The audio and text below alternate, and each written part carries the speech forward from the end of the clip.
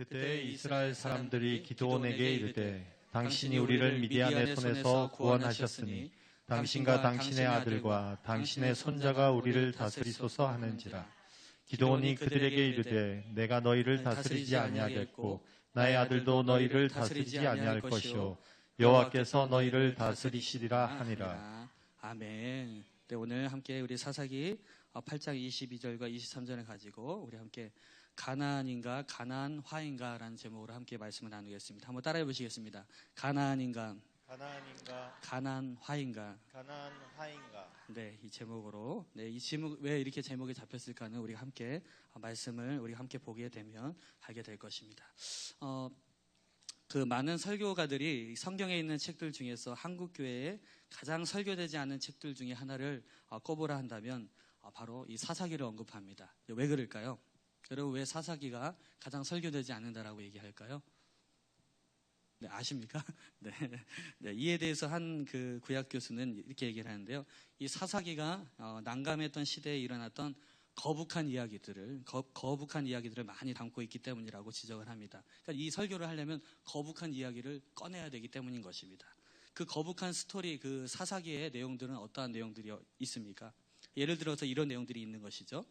왼손잡이 살인자 에훗, 그 다음에 머뭇거리는 농부 기드온, 그 다음에 첩의 아들 입다, 그 다음에 섹스 중독자 삼손. 바로 이러한 내용들이 이 사사기에 아주 고스란히 담겨 있기 때문입니다.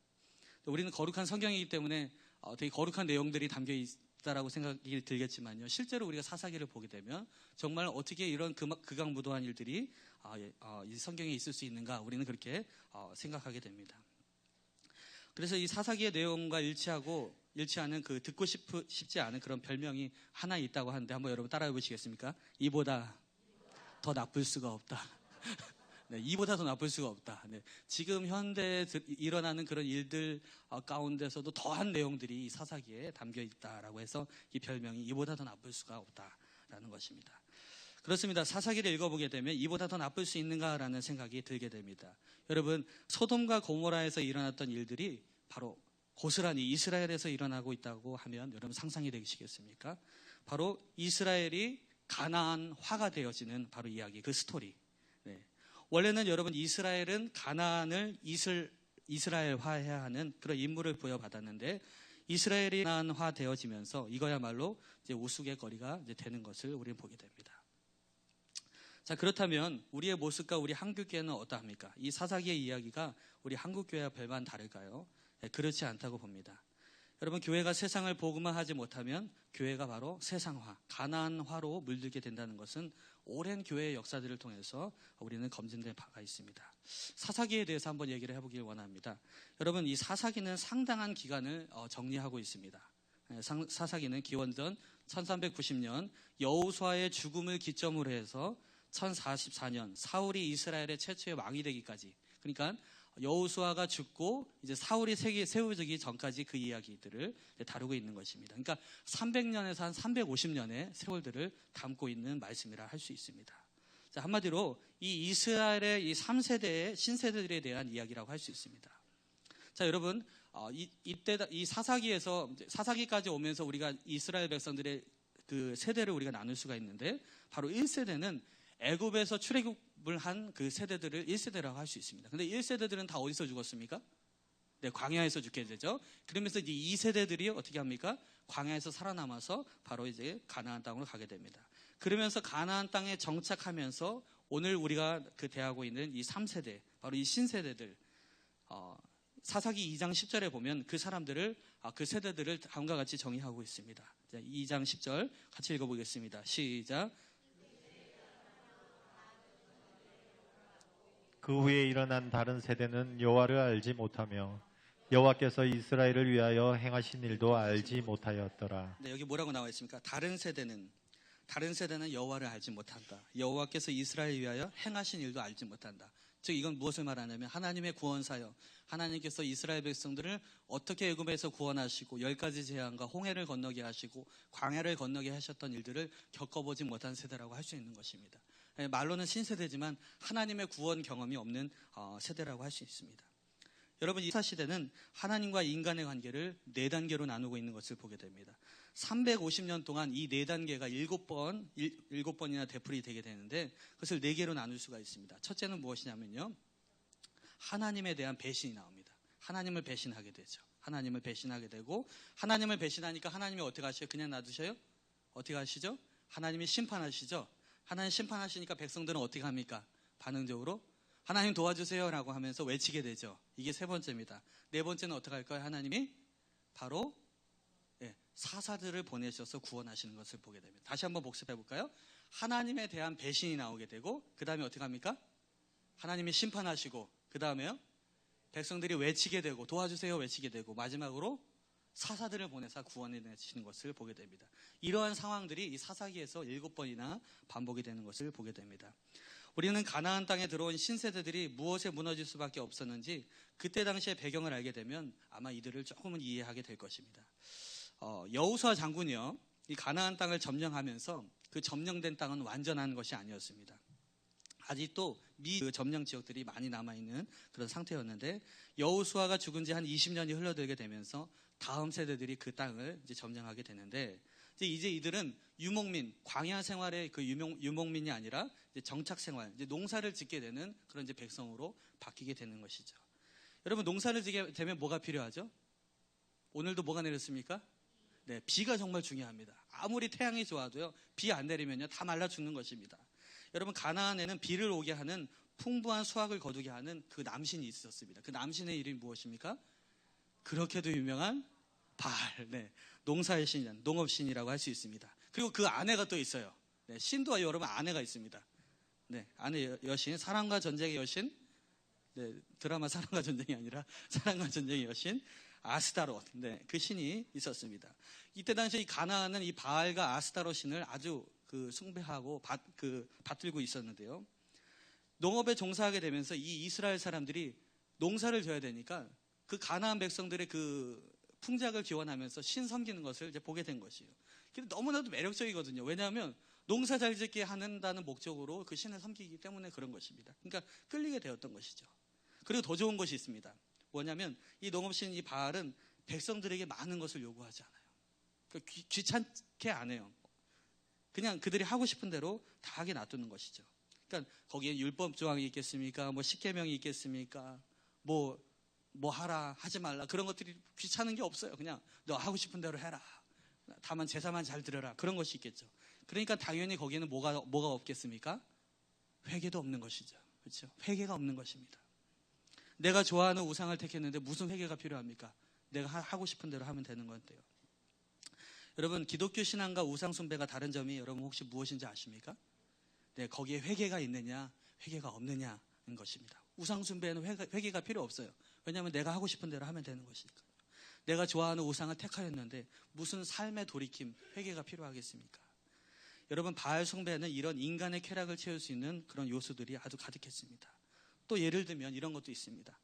이 매춘 행위를 할 때 이 바알의 종교의식 속에 받아들여져서 예배와 쾌락이 하나가 되는 거예요. 그러니까 예배를 드리면서도 신에 대해서 예배를 드리면서도 성에 대한 쾌락을 느낄 수가 있는 합법적으로 인정된 것이 이 바알 숭배 사상인 것입니다. 그러니까 이스라엘에게 있어서는 너무나도 인기가 있었던 것이죠. 너무나 좋죠. 예배도 드리고 쾌락도 추구하고 하고 싶은 거 다 하고요. 네. 그러니까 무슨 회개가 필요 있겠습니까? 여러분, 수백 년 동안 이집트에서 노예 생활을 하다가 극적으로 탈출해서 40년 동안 아무것도 없는 광야 생활을 해왔던 민족에게 여러분 당연히 매력적일 수밖에 없는 것입니다. 근데 이것은 하나님의 십계명에 나 외에는 다른 신을 섬기지 말라, 또 이 계명에 우상들을 만들지 말라, 이 두 가지를 면으로 위반하게 되는 그런 결과로 초래하게 됩니다. 그 가운데 하나님에 대한 배신의 대가로서 결국에는 하나님께 대한 배신을 하면 하나님은 어떻게 하신다고요? 네, 심판하신다. 네, 심판이 다가오게 되는 것입니다.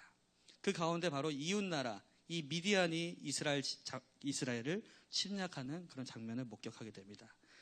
여러분, 여기서 우리가 미디안은 우리가 잘 알고 있겠지만 아브라함의 후처가 있었죠. 그 후처의 이름이 무엇이죠? 네, 구드라라고 있습니다. 구드라. 근데 얻은 넷째 아들의 미디안 족속의 후손들이 바로 이제 미디안이라고 할 수 있는데요. 이 미디안이 이 가나안까지 이제 쳐들어오게 된 것입니다. 여러분, 바이블 타임 잘하고 계시죠? 할렐루야. 네. 우리는 바이블 타임을 통해서 우리가 잘 알고 있는 이름, 이 미디안을 물리친 이 기드온이라는 인물을 최근 들어서 계속적으로 오늘도 우리가 새벽에도 보았지만 집중 조명하고 있습니다. 여러분, 사사기에서 우리가 기드온이라고 하는 인물을 그냥 지나칠 수 없는 이유가 있습니다. 그것은 우리에게 아주 긍정적으로 다가오는 그런 이미지를 갖고 있는 인물이기 때문입니다. 그러나 긍정적인 이미지만 있는 것이 아니라 또 다른 것들이 있었기 때문에 그렇습니다. 여러분, 그는 어떤 사람이었습니까? 기드온은 하나님으로부터 처음 부름을 받았을 때 너는 큰 용사라, 사사기 6장 12절에 보면 큰 용사라라고 불림을 받았었지만, 그러나 그의 말로는 점점 이상한 기류가 흐르게 되어지는데, 우리는 그러한 모습을 그냥 지나칠 수 없는 그 무언가라는 사실을 발견하며, 그것이 혹시 우리의 모습은 아닌지, 그 기드온의 그 말로의 모습이 혹시 우리의 모습이 아닌지 우리는 거울로 비춰봐야 할 것입니다. 오늘은 바로 그 작업을 하고 싶은 것입니다. 여러분, 가나안은 어떤 땅입니까? 가나안은 어떤 땅이죠? 네, 축복의 땅이죠. 그렇죠? 젖과 꿀이 흐르는 땅, 하나님의 언약이 있는 땅, 하나님이 약속하신 땅. 이스라엘은 가나안 땅을 믿음으로 성취하고 받아들이고 정복해야 되는 것입니다. 근데 이 가나안은 가나안화하고는 다른 것입니다. 가나안화는 무엇입니까? 그것은 가나안 사람처럼 되어져 버리는 것입니다. 가나안을 정복하는 것이 아니라 오히려 가나안에 의해서 문화와 예술과 종교 모든 것에 있어서 이제는 오히려 정복을 당하게 되는 그것을 바로 가나안화라고 합니다. 여러분, 오늘날 우리 교회가, 아니 우리가 이 바로 세상의 가나안화가 되어지지 않기 위해서는 우리는 반드시 경계해야 될 것이 있다라는 것이죠. 그것이 되어지지 아니하면 이 교회가 아무리 세상을 바꾼다고 말해도 교회가 오히려 세상화, 가나안화로 빠질 수밖에 없다는 것입니다. 동시에 우리가 세상을 바꾼다고 하지만 우리가 오히려 세상화가 되어질 수 있다는 그런 경고의 메시지로 우리는 받아들여야 될 것입니다. 우리는 바로 이 사사기의 이 기드온의 이야기를 통해서 발견할 수 있는 것입니다. 자, 그렇다면요, 우리가 바로 이 가나안이 아니라 가나안화가 되지 않기 위해서는 해야 되는 그 세 가지의 작업을 오늘 우리가 함께 살펴보기 원합니다. 자, 한번 따라해 보시기 바랍니다. 첫 번째, 인기를 거절하라. 네, 인기를 거절하라라는 첫 번째입니다. 우리 8장 22절 23절 다시 한번 읽어보겠습니다. 시작. 그때 이스라엘 사람들이 기드온에게 이르되 당신이 우리를 미디안의 손에서 구원하셨으니 당신과 당신의 아들과 당신의 손자가 우리를 다스리소서 하는지라. 기드온이 그들에게 이르되 내가 너희를 다스리지 아니하겠고 나의 아들도 너희를 다스리지 아니할 것이요 여호와께서 너희를 다스리시리라 하니라. 여러분, 기드온은 승승장구한 영웅이었습니다. 영웅이 된 것이죠. 처음에 3만 2천 명의 병사 중에서 이 300명을 뽑게 되고 그 300명으로 선발하여서 미디안의 전사자 12만 명, 그 다음에 폐주병 15,000명에 해당되는 기록을 남게 됩니다. 그러니까 300명으로 13만 5천 명을 어떻게 쳐부신 거예요. 네. 그러니까 300용사에 비하면 무려 50배에 달하는 그런 규모의 그런 군대를 물리치게 된 것입니다. 그 전쟁에서 승리하자 기드온은 사람들로부터 추앙받는 바로 영웅이 이제 되어집니다. 그러니까 사람들이 이제 이렇게 얘기하는 것이죠. 당신이 우리를 미디안의 손에서 구원하셨으니 당신과 당신의 아들과 당신의 손자가 우리를 다스리소서. 그러니까 당신이 왕이 되어주시고 그 아들도 왕이 되어주시고 그 손자까지도 왕이 대물림 되어서 해주십시오. 네. 라고 하고 있습니다. 여러분, 언제 기드온이 미디안의 손에서 여러분 구원한 적이 있습니까? 물론 그는 사사로 쓰임을 받았습니다. 그러나 이 300용사라는 숫자는 하나님이 일부러 겸손하게 하시기 위한 최소한의 용사들의 숫자라고 우리는 사사기 7장 2절을 통해 볼 수 있습니다. 우리 7장 2절을 우리 한번 확인해 보겠습니다. 시작. 여호와께서 기드온에게 이르시되 너를 따르는 백성이 너무 많은즉 내가 그들의 손에 미디안 사람을 넘겨주지 아니하리니 이는 이스라엘이 나를 거슬러 스스로 자랑하기를 내 손이 나를 구원하였다 할까 함이니라. 아멘. 하나님의 300명으로 추리신 이유는 무엇이냐? 이스라엘이 나를 거슬려서 교만하여서 스스로 자랑하기를 내 손이 나를 구원하였다. 우리의 군대가 힘이 세기 때문에, 전략이 좋기 때문에, 용사들이 많기 때문에 이겼다. 이것을 방지하기 위해서 300명으로 뽑았다. 우리는 알게 됩니다. 그러니까 기드온은 알고 있었던 것입니다. 이것이 우리의 힘으로는 도저히 할 수 없는 전쟁이었음을. 그렇기 때문에 방백들로 하여금 깨닫기 위해서 이 기드온은 다음과 같이 말합니다. 나와 내 아들 그리고 손자들도 너희를 다스리지 않을 것이다. 그리고 여호와 한 분만이 너희를 다스릴 것이다 라는 말을 선포합니다. 여러분, 얼마나 멋진 고백입니까? 나도 안 할 것이고 그 다음에 우리 자손들도 안 할 것이다. 오직 하나님만 한 분만이 다스리신다. 이것이 정말 위대한 고백인 것입니다. 얼마든지 영웅 왕이 될 수 있었던 자리였지만 그는 그것 스스로 거부하는 위대한 고백을 하는 것입니다. 그렇다면 여러분 이 시대의 교회는 어떠합니까? 우리의 모습은 어떠합니까? 여러분 한국 교회가 100년 전만 해도 얼마나 보잘것없는 그런 연약한 교회였습니까?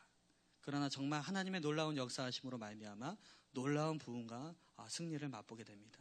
대형 교회들이 세워지게 되고요. 대형 집회들이 늘어나기 시작하고요.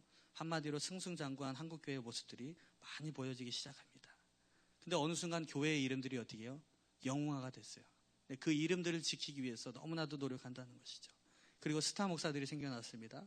그러나 많은 뉴스의 기사 속에서 스타 목사님들의 그런 몰락, 그런 일들이 많이 생겨나게 되면서 세상은 세상의 우스갯거리로 그런 기사들이 많이 나오는 것을 보게 됩니다.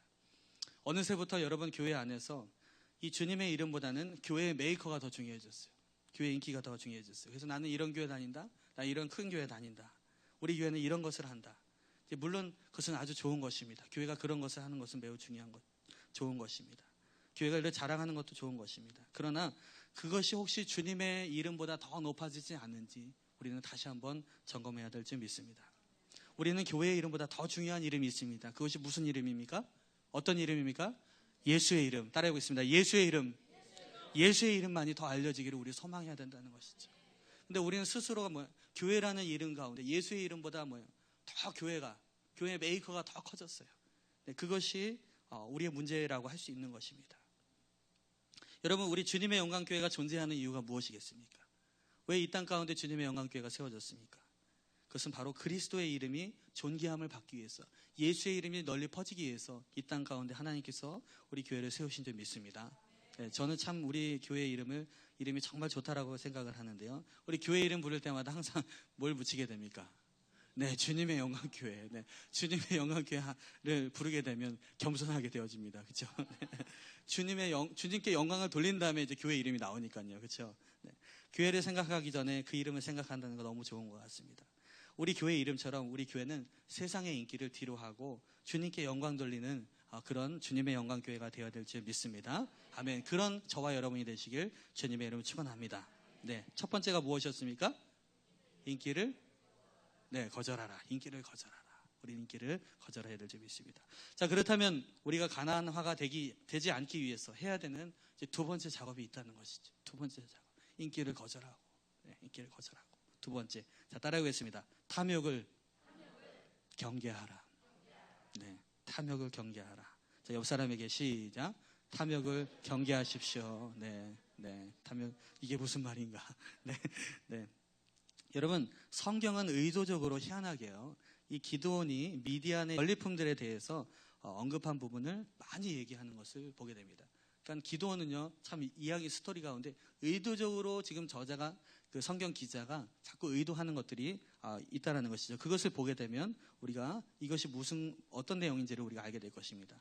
우리 사사기 8장 21절에 보게 되면요, 기드온이 일어나 세바와 살문나를 죽이고, 이 사람들은 미디안의 그 장군들이라고 할 수 있는 것이죠. 그들의 낙타목에 있었던 무엇을 떼어서 가진다라고 했습니까? 초승달 장식들을 떼어서 가지니라. 네, 그냥 장식품 떼어갔다라고 할 수 있는데 아주 자세히 하고 있는 거예요. 초승달 모양. 이 사람들은 어느 나라 사람들이에요? 미디안의 우상을 섬기고 있는 사람이라는 거예요. 그러니까 그런 것들은 그냥 있지 않다라는 것이죠. 그러니까 그 우상 숭배와 연관이 있는 것이라는 것이죠. 또 8장 24절에 보니까 기드온이 또 그들에게 이르되 내가 너에게 요청할 일이 있으니 너희는 각기 탈취한 귀고리를 내게 줄지니라 하였으니 이는 그들이 이스마엘 사람들이므로 금 귀고리가 있었으니라. 우리가 대답하되 우리가 즐거이 드리리이다 하고 겉옷을 펴고 각기 탈취한 귀고리를 그 가운데 던지니. 그러니까 여러분, 아까 우리 고백 속에 보게 되면요, 나도 안 다스릴 것이고 나의 자손도 나의 손자도 안 다스릴 것이다. 나는 왕이 아니야. 오직 하나님만이 왕이야. 근데 내가 너에게 요청할 게 있어. 뭐야? 전리품 내놔. 이렇게 나온 거예요. 네. 나는 왕이 아니야 라고 하면서 어떻게 해요? 전쟁에서 약탈한 거 다 가져와 라고 하니까 어떻게 해요? 우리 기드온 지금 이 장군이 지금 달라고 하는데 뭘 못 드리겠습니다 라고 하면서 탈취한 귀고리, 금귀고리, 그 다음에 그 다양한 그런 전리품들을 기드온에게 주게 되는 것을 보게 됩니다. 여러분, 기드온은 왜 방백들에게 이 전리품들을 달라고 하였을까요? 여러분, 물론 뒤절에 보게 되면요, 방백들이 준 그 그물 녹이어서 에봇, 그러니까 제사장들이 입는 옷을 만들긴 합니다. 자, 근데 이제 중요한 건 뭐냐면요, 그 나머지 것들은 이제 어디에 두었냐, 이제 우리가 이제 상상해 볼 수 있는 것입니다. 여러분, 성경은 거기에서 대해서는 얘기는 하지 않고 있지만 지금 이것을 계속적으로 언급하고 있는 것은 적어도 기드온이 그것을 불태우거나 없앤 것이 아니라 뭐예요? 자기가 가졌다라고 하고 있어요. 소품으로 갖고 있었다. 집안에 들였다라고 할 수 있는 것입니다. 그것은 우상숭배와 관련이 있다는 것이죠. 그러니까 기드온이 가졌다는 것은 우리로 하여금 기드온을 수상하게끔 이제 보게 하는 것입니다. 여러분, 이것은 이제 기드온의 어떤 부분을 우리가 알 수 있게 되는 것입니까? 바로 기드온이 이 탐심에 약했다라는 것을 우리가 보게 됩니다. 탐심과 관련이 있는 것이죠. 여러분, 골로새서 3장 5절을 우리 함께 보겠습니다. 뭐라고 말씀하고 있습니까? 탐심은 우상숭배니라. 아주 직접적으로 얘기하고 있어요, 사도 바울이 골로새 교인들은. 탐심 자체가 그냥 우상숭배라는 거예요. 뭐 이렇게 거쳐서 하는 얘기도 없어요. 탐심 그 자체가 어떻게 해요? 우상숭배와 연결이 돼 있다. 우리가 어떤 것을 탐심을 갖게 되면 뭐 그거 탐할 수 있는 것이지라고 할 수 있지만요, 그것은 우상숭배와 연결이 되어 있다라고 성경은 이야기하고 있습니다. 여러분, 기드온의 여러분 별명을 혹시 아십니까? 네, 여룻바알. 여룻바알이라는 건 뭐죠? 바알과 다투다, 바울과 논쟁하다라는 뜻을 갖고 있습니다. 그 정도로 이 바알을 부수고 우상척결에 노력을 했던 인물이 바로 이 기드온입니다. 근데 이제 너무나 웃긴 사실은 무엇이냐면 그 우상척결에 힘썼던 그 기드온 스스로가 뭐예요? 다른 형태의 우상숭배를 하고 있는 그런 변질된 자로서 우리는 맡아들이게 되는 것입니다. 여러분, 하나님께서 그를 사사로 세우신 이유는 그로 하여금 하나님의 일을, 사사의 일을 맡기기 위해서 부르셨는데 이 탐심이라는 우상숭배에 마지막에 넘어지게 되는 것을 보게 됩니다. 그다음에 그 탐심의 열매로 보여지는 것이 무엇입니까? 여러분, 비참하게도 27절을 보게 되니까 우리 27절 한번 보겠습니다. 시작. 기드온이 그 금으로 에봇 하나를 만들어 자기의 성읍 오브라에 두었더니 온 이스라엘이 그것을 음란하게 위함으로 그것이 기드온과 그의 집의 올무가 되니라. 네, 금으로 에봇 하나를 만들어서 자기가 살고 있는 이 오브라에 두었는데 온 이스라엘이 그것을 어떻게 해요? 숭상화, 바로 음란하게 생각함으로 말미암아 그의 집에 뭐예요? 결정적인 올무가 된다는 거예요. 네. 그 전리품을 취한 것이 결국에는 뭐예요? 이스라엘을 변질시키고 이스라엘로 하여금 우상숭배를 하게 하는 그 올무가 되게 했다라고 할 수 있습니다. 이것은 기드온과 그의 집에 올무가 되어버렸다는 것은 이 기드온이 올바른 의도가 아니었음을 이제 증명해주는 하나의 열매라고 할 수 있습니다. 여러분, 나중에 지금 이 금으로 에봇 하나를 만들어서 두었던 그 성읍이 뭐라고 했습니까? 이 오브라라는 곳에서 어떤 극악무도한 일이 일어나는지 우리는 그 다음에를 보게 되면 정말 무서운 일이 일어나게 되는 것을 보게 됩니다. 여러분, 기드온에게는 아내가 엄청나게 많았다고 합니다. 그의 자녀가 무려 70명이라고 하고 있어요. 70명. 네, 70명을 하려면 몇 명이 있어야 될지. 네. 그런데 그 아들 중에서 이 아비멜렉이라고 하는 사람이 있는데 이 왕권을, 그러니까 그 형제들로 하여금 왕권을 자기가 잡으려고 온 집안의 피를 물들게 되는 것을 보게 되는데 어떻게 하냐면요, 이 70명을요 한 바위 위에다가 떨어뜨려 가지고 그 죽이게 되는 것을 보게 됩니다. 그러니까 형제들을 싸그리 죽였어요. 근데 이제 한 명만 남게 되죠. 싸그리 죽였어요. 자기가 왕이 되려고. 네. 그러니까 탐심은 결국 이 후손들로 하여금 엄청난 그런 학살, 이런 것까지 가게 하는 그런 결말을 안겨주게 되는 것을 보게 됩니다. 여러분, 우리 주님도 무엇이라고 말씀하셨습니까? 누가복음 12장에 보면 한 사람이 선생님, 내 형을 명하여서 유업을 나와 나누게 하옵소서 이렇게 물으니까 우리 주님이 뭐라고 말씀하시죠? 이 사람아, 누가 나를 너희의 재판장이나 물건 나누는 자로 세웠느냐 말씀하시면서 누가복음 12장 15절 보니까 그들에게 이르시되, 같이 읽겠습니다. 삼가 모든 탐심을 물리치라. 사람의 생명이 그 소유에 넉넉한 데 있지 아니하리라 하시고. 우리 주님이 직접 하신 말씀이에요. 탐심을 어떻게 하라는 거예요? 물리치라 라고 말씀하고 있습니다. 어느 정도 받아들이고 어느 정도는 버려라, 그것이 아니라 어떻게 완전히 물리쳐라 라고 우리 주님 말씀하고 계신 것입니다. 여러분, 요즘 살아가면서 여러분 무엇을 사랑하고 계십니까? 요즘 여러분들이 사랑하고 있는 그 대상이 무엇입니까? 여러분이 사랑하는 대상이 무엇이죠? 돈? 네, 성경은 물질을 사랑하라, 돈을 사랑하라 라고 언급한 적이 없습니다. 네, 많은 성도들이 하나님을 믿는다고 하면서도, 많은 분들이 하나님을 믿는다고 하면서도 하나님 사랑하는 것보다 물질을 더 사랑하는 경우가 많다라는 것이죠. 이것이 이제 말세에는 더욱 심해진다라고 디모데 후서에는 이렇게 말씀하고 있습니다. 3장 1절 시작.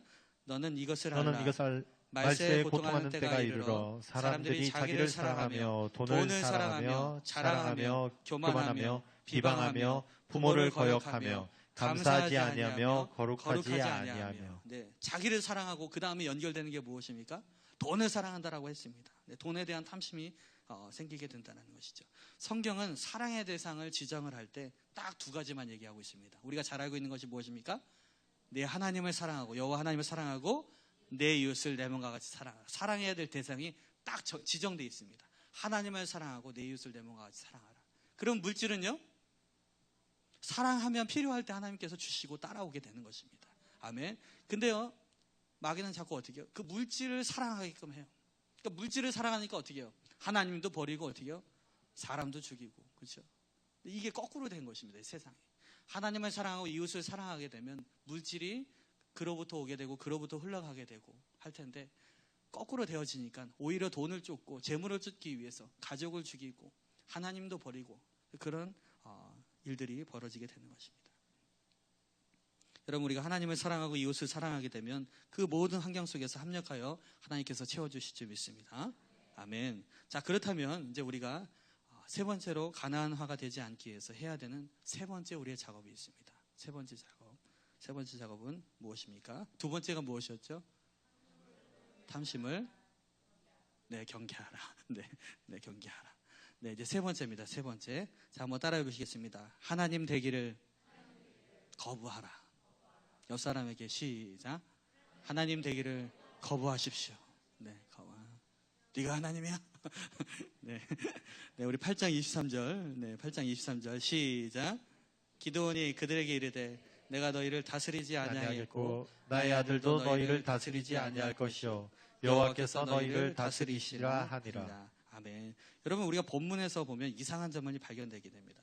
분명 기드온은 왕권을 거부했어. 나도 안 다스릴 것이고 내 자손도 안 할 것이고 세습은 없다. 딱 이렇게 못 박아놨어요. 세습은 없다. 근데 웃긴 건 뭐냐면요, 까놓고 보면요, 드러내고 보면 뭐예요? 왕처럼 살았어요. 네, 말은 그렇게 했는데 뭐예요? 실제로는 뭐예요? 왕의 누릴 걸 다 누렸어요. 네. 이것이 바로 사사기가 꼬집고 싶은 거예요. 사사기가 드러내고 싶은 것이에요. 말로는 왕권을 거부했을 뿐이지 그는 챙길 것은 나중에 다 챙겼다라는 것을 보게 됩니다. 이게 여러분 기드온 이야기의 반전이라고 할 수 있는 것입니다. 스스로 왕이 되기를 거부하였는데 이스라엘의 가나안화 시스템에 의해서 기드온은 스스로 왕의 자리로 올라가 버렸어요. 하나님이 되어버렸습니다. 이것이 가나안화의 최정점입니다. 내가 하나님이 될지어다. 내가 하나님이 되어라. 내가 하나님을 사랑할 게 아니라 네 스스로가 하나님이 되면 된다. 너는 모든 것을 할 수 있다. 너는 죽지 않는다. 이거 어디서 많이 들어본 거 아닙니까?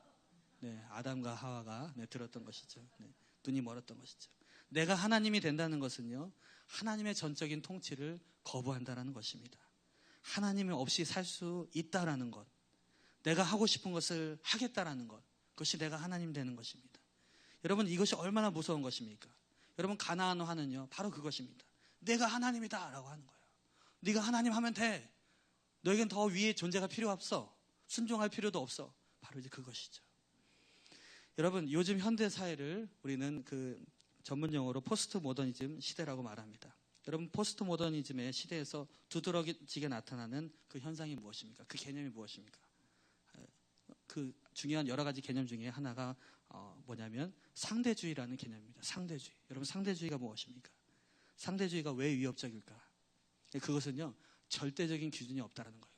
기준이 있으면요, 그건 상대적인 거야. 그냥 무너뜨려 버리게 되는 것입니다. 모든 것이 상대적인 것이에요. 그리고 뭐예요? 내가 기준이 되는 거예요. 내가 절대적인 게 되면 되는 거예요. 자, 그렇다면 그때부터 어떻게 되는 것입니까? 여러분, 성경은 어떻게 되는 거예요? 성경은 더 이상 절대적인 것이 아니에요. 절대적인 하나님의 말씀이 아니에요. 성경, 내가 평가하면 돼. 내가 판단하면 돼. 내가 말하면 돼. 내가 하나님인데. 이것이 바로 여러분 상대주의라는 것이죠. 이 상대주의는 성경의 절대성을 무참히 부서뜨려 버렸습니다. 하나님이 어디 있어? 내가 하나님인데 내가 하고 싶은 거 다 할 거야. 이게 바로 여러분 상대주의라는 것이죠. 여러분, 상대주의가 이 신앙관을 지배해버리면 어떤 현상들이 발생됩니까? 어떤 일이 벌어지게 되는 거예요? 우리의 예배가 무너지게 되는 거예요. 예배가 무너지게 되는 것입니다. 왜 주일 예배 왜 드려야 돼? 왜 꼭 주일 예배 드려야 돼? 방송으로 하면 안 돼? 이렇게 나오는 거예요. 왜 꼭 주일 지켜야 돼? 이렇게 나오는 거예요. 11조 꼭 해야 돼? 꼭 말씀에 순종해야 돼? 이런 생각들이 뭐예요? 내 기준 속에서 말씀에 대한 순종, 절대적인 순종이 아니라 어떻게요? 나로부터 내가 하고 싶은 건 하고 하기 싫은 건 안 하고 상대적으로 변하게 되는 것이 우리 가운데 잡히게 되는 것이에요. 그러니까 여러분, 상대주의는 자연스럽게 우리 신앙에 부정적인 영향들을 미치게 되는 것입니다. 자기가 유리한 쪽으로, 자기가 판단하는 쪽으로 생각하게 되니까 이제는 판단의 기준이 성경이 아니라 자기 스스로가 되는 거예요. 자기 스스로. 네가 하나님이야. 네가 신이다. 네가 하고 싶은 거 다 해. 라고 하고 있는 것이죠. 이것이 바로 여러분 사사기를 살아가고 있는 바로 이 현대 그리스도인의 함정이라는 것입니다. 여러분, 제가 한때 대학생 때가 있었습니다. 네. 대학생 시절이 저도 있었습니다. 네. 성경을 펼 때마다 제가 대학생 때 참 신기한 경험을 많이 했었는데요. 이 성경을 펼 때마다 어느 순간에 잠깐이었어요. 네, 그렇게 길지는 않았던 것 같습니다. 성경을 피면 눈물이 나는 거예요. 성경만 피면 희한하게. 제가 막 눈물 일부러 짠 것도 아닙니다. 그냥 성경을 피면 그 말씀이 막 황홀한 거예요. 그 말씀이 너무 황홀한 거예요. 그러니까 막 성경을 필 수가 없어요. 막 눈물이 쫄쫄 짜니까. 너무 은혜 충만한 거예요. 뭐 수업 시간에도 잠깐 뭐 보자고 이제 신학교 때니까 딱 피면 막 교수님 말씀 하나도 안 들어오게 되고 정말 은혜 충만한 때가 있었어요. 여러분들 혹시 경험해 보셨습니까? 정말 은혜였어요. 정말 은혜. 진짜 피면 은혜였습니다. 근데 한 번은 제가 교회에서 우리 이제 교회에서 성경을 딱 읽게 되는데 갑자기 이런 생각이 문득 탁 들게 되는 거예요. 참 교활하죠. 어떤 생각이 드냐면요. 이 성경이 만약에 하나님의 말씀이 아니면 어떡하지? 근데 이게 들어가니까요. 사람이 미쳐버리는 거예요. 이게 사람이 쓴 거잖아. 그렇게 들어가게 되니까 그때부터요. 다 거짓말로 보이게 되는 거예요. 그때는 또 신학적인 지식이 없으니까 번역본마다 다 다르네. 성경도 절대적인 게 아니네. 라고 하니까 그때부터요. 이것이 이 말씀이 삐뚤어지게 보이기 시작하는 거예요. 그러니까요. 성경을 필 때마다 어떤 생각이 가장 먼저 드냐면 이거 아무것도 아니네. 이거 아무것도 아니네. 거짓말이면 어떡하지? 조작된 거면 어떡하지? 그거 나중에 내가 죽었는데 야 그거 거짓말이었어 라고 하면 나는 뭐야? 내 인생 어떻게 되는 거야? 네, 그런 생각 안 해보셨습니까? 별 생각을 다 해봤습니다. 그러니까 여러분, 성경을 볼 때마다 하나님의 말씀으로 읽혀지는 것이 아니라 인본적인 생각, 내 생각이 들어오게 되니까, 사단의 생각이 들어오니까 말씀의 영양가를 하나도 섭취할 수가 없는 거예요. 그러니까 어떻게 되냐면 이 진짜 영적으로 피폐함을 경험하게 되는 거예요. 사람이 강팍해지는 거예요. 말씀이 없으니까요. 눈물은 어디 있습니까? 찬양은 어디 있습니까? 다 끝난 거죠. 말씀이 황폐해졌는데. 정말 영적인 피폐 상태에 이제 이르게 됩니다. 그러니까 스스로 은혜의 그릇을 이제 엎은 것이죠. 근데 너무 미쳐버리게 되니까 하나님의 은혜는 경험했고 너무 힘드니까 정말 기도했어요. 정말 기도했어요. 하나님, 이거 의심의 생각이 떠나가질 않는데 정말 자동으로 그게 오게 되는데요. 정말 무섭더라고요. 그게 그냥 지배를 해버리는 거예요. 내가 생각해도 되고 안 해도 그런 게 아니라 그냥 딱 잡고 있는 거예요. 여기서. 그 의심의 구름이 딱 저를 잡고 있는 것 같았어요. 그래서 막 기도했어요. 하나님, 제발 이 성경이 믿어지게 하고 이 의심의 생각들이 떠나가게 해주세요. 그러면서 막 기도를 하기 시작했어요. 그러니까 살려주세요. 근데요, 여러분, 예수님의 이름의 능력이 얼마나 큰지요. 그냥 예수님 그러는데요. 그 가운데 순간적으로 제가 이렇게 잠깐의 이제 환상이 보이기 시작하는데 제 입에서 뱀이 나가는 게 보이더라고요. 뱀이. 많은 밀뱀 같은 것이 쑥 나가게 되는데 쑥 빠져나가는 순간 마음이 다 평안함이 들면서 그때부터 어떻게 되냐? 하나님의 말씀이 다시금 들어오기 시작하는 거예요. 다시금 들어오는 할렐루야. 근데 그것이요, 그 할렐루야도요, 여러분, 그냥 메마른 할렐루야하고 진짜 우리의 심령 가운데서 할렐루야. 우리 신승우 목사님 잘하시는 거 있잖아요. 할렐루야. 그거 나오는 건 정말 달라요. 정말 할렐루야예요. 하나님을 찬양하라. 그 자체예요. 시편의 그 할렐루야가 그 자체예요. 그러면서 다시금 은혜가 밀려오기 시작하는데요. 여러분, 정말 이 사단이 속삭인다는 것이 바로 이제 그런 것이라는 것이죠. 네. 그러면서 제 마음 평안해지고 은혜의 강물이 넘쳐오게 되고, 그러면서 야, 이 성경이 믿어지는 것 자체가 은혜이구나. 하나님의 말씀으로, 하나님의 절대적인 말씀으로 받아들일 수 있는 것이 얼마나 큰 은혜인지를 제가 극과 극을 가보게 되면서 깨닫게 됐습니다. 여러분, 성경이 하나님의 절대적인 말씀임을 믿으십니까? 옆 사람에게 고백하겠습니다. 당신 대단한 사람입니다. 정말 대단한 사람. 네. 은혜가 있기 때문에 믿어지는 것이죠. 은혜 없이는요, 절대로 성경은 그냥 책일 뿐이지 그렇게 안 된단 말이에요. 성령의 감화가 있기 때문에. 여러분, 우리 주님이 오신 이유가 무엇입니까? 우리 주님은 섬김을 받으려 오신 것이 아니라 섬기기 위해서 오셨다라고 하고 있습니다. 여러분, 주님은 만왕의 왕인데도 불구하고 자신을 내려놓고 군림하는 자가 아니라 섬기는 자로 오셨어요. 그러면서 절대적으로 하나님께 대한 순종을 하게 됐는데, 요한복음 5장 19절을 보게 되면, 그러므로 예수께서 저에게 이르시되 내가 진실로 진실로 너에게 이르노니 아들이 아버지 하시는 일을 보지 않고는 아무것도 스스로 할 수 없나니 아버지께서 행하시는 그것을 아들도 그와 같이 행하시느니라. 여러분, 생전에 우리 주님께서는요, 하나님이시잖아요. 자신도 하나님이시잖아요. 마음대로 다 할 수 있어요. 근데 여러분, 요한복음에 두드러지게 나타난 것은 무엇이냐면, 내가 아버지 없이는, 아버지께서 하시고자 하는 일 없이는 내가 아무것도 못한다. 주님의 고백이 절절하게 드러납니다. 아버지가 하시지 않고는 나는 아무것도 할 수 없다라는 것이 우리 주님의 고백이었어요. 그러니까 절대적인 순종이었어요. 하나님에 대해서 절대성, 여러분, 그것을 보여주신 분이 바로 우리 예수 그리스도라는 사실인 것입니다. 여러분, 우리는 주님으로부터 이것을 배워야 될 줄 믿습니다. 여러분, 우리나라의 대표적인 기독교 사역단체 중에 하나로 이 마커스라는 그 기독교 사역단체가 있습니다. 최근까지도 이 낙성대역에 보면 해오른 교회라고 있습니다. 그 해오른 교회에서 매 목요일마다 이제 드리게 되는데, 그 중고등학생들부터 청년들에게, 이렇게 젊은 사람들부터 어른에 이르기까지 정말 목요일마다 여기에 정말 사람들이 붐을 이루게 됩니다. 이 마커스 예배를 드리기 위해서 이제 오게 되는 것이죠. 그러니까 굉장히 오래된, 한 15년이 넘었어요. 근데 매주 목요일마다 여기서 집회를 하면서 정말 뜨거운 찬양과 뜨거운 말씀들, 우리 청년들하고도 또 가본 적이 있는데, 정말 요즘 우리가 많이 불리는 그 찬양들도 이 마커스에서 많이 나오게 됩니다. 우리 아까 불렀던 은혜 아니면 살아갈 수가 없네, 그 찬양도 여기서 작곡되어가지고 불린 것이고요. 주는 완전합니다, 그 찬양도 그렇고요. 부르신 곳에서, 네, 그 찬양도, 주옥 같은 찬양들이 이 마커스에서 많이 작사 작곡되고 많이 불려서 음반으로도 나오게 되고, 네, 그렇게 하면서 많이 이제 퍼지게 되었습니다. 그런데 어느 날 이 마커스 사역 단체에서 이 말씀을 전하시는 김남군 목사님이 있습니다. 그 목사님이 갑자기 파격적인 선언을 하게 됩니다. 경배와 찬양을 잠시 쉬겠다라고, 중단하겠다. 2011년 8월부터 경배와 찬양을 중단하겠습니다. 이때는요, 마커스가 정말로 최절정에 오를 때입니다.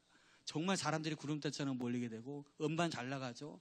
정말 여기 그 교회 청년들이 이거 모르면 얘기가 안 될 정도로 그렇게 유명한 데였는데, 중단하겠다라고 하면서 그 중단 발표를 한 그 영상을, 그 김남군 목사님의 영상을 우리 한 4분가량 됐는데 우리 함께 보기 원합니다.